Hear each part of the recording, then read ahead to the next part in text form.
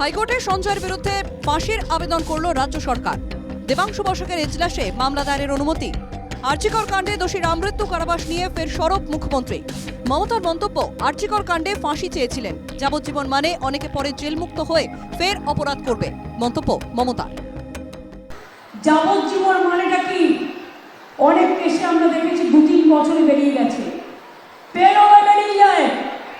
তারে অন্যায় করেও তাকে ক্ষমা করে দেবো কেন বলবে? এই কেসটা আমি সত্যি সব বলতে পারেন, আমি নিজেও একজন লয়ার ছিলাম। প্রাক্তন সিপি এবং মুখ্যমন্ত্রীর মদতেই তথ্য প্রমাণ লোপাট। মুখ্যমন্ত্রীকে ব্যস্ত হতে হবে না, রায়ের কপি হাতে পাওয়ার পরে যা করার তারাই করবেন, জানালেন নিহত চিকিৎসকের বাবা। আমরা পুরো কালকে রায়ের কপি হাতে পাবো এবং পড়বো, দেখে আমরাই সিদ্ধান্ত নেব। ওনাকে অত ব্যস্ত হয়ে এগিয়েছে কোনো কিছু করতে হবে মুখ্যমন্ত্রীকে, কারণ উনি এতদিন যা করেছেন আর যেন উনি না করেন। আমাদের কাছে এটাই আমাদের অনুরোধ। রাজ্য সরকার নাটক করছে, আগে রাজ্যের মা বোনেদের রক্ষার ব্যবস্থা করুক, সুর চড়ালেন বিরোধী দলনেতা। ড্রামাবাজি আজকেই চুনাখালীতে বাসন্তীতে 12 দিন আগে নিখোঁজ থাকা নাবালিকার দেহ পাওয়া গেছে, তাকে ধর্ষণ করে খুন করা হয়েছে। মমতা বন্দ্যোপাধ্যায় আগে এই রাজ্যে শিশু কন্যা বোন দিদি মায়েদের তাদেরকে রক্ষা করার ব্যবস্থা করুন। রাজ্যের সমালোচনায় সরব প্রদেশ কংগ্রেস সভাপতিও। সঞ্জয় রায়ের ফাঁসি হলে কার লাভ, প্রশ্ন শুভঙ্কর সরকারের।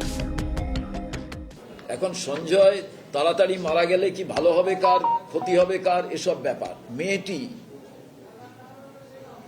কোনো লালসার শুধু শিকারের কারণে খুন হলেন না, লালসা সামনে রেখে কোনো প্লট তৈরি করা হয়েছিল যেটা সংগঠিত ক্রাইম। আমি তো মনে করি কোনো গণতান্ত্রিক সভ্য দেশে মৃত্যুদণ্ড সাজা হওয়া উচিত না, এবং আরও অগণতান্ত্রিক এবং চূড়ান্ত হিংস্র মনোভাব হয় যখন একটি গণতান্ত্রিক পদ্ধতিতে নির্বাচিত সরকার ফাঁসি দেওয়ার দাবি নিয়ে উচ্চ আদালতে আসে। তো কী করা যাবে? পশ্চিমবঙ্গে এই ধরনের একটা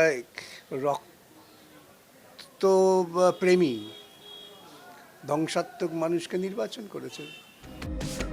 আরজিকর মামলা শেষ হয়েও শেষ হলো না, নিম্ন আদালতের পর এবার লড়াই হাইকোর্টে। Bureau report, NKTV Bangla.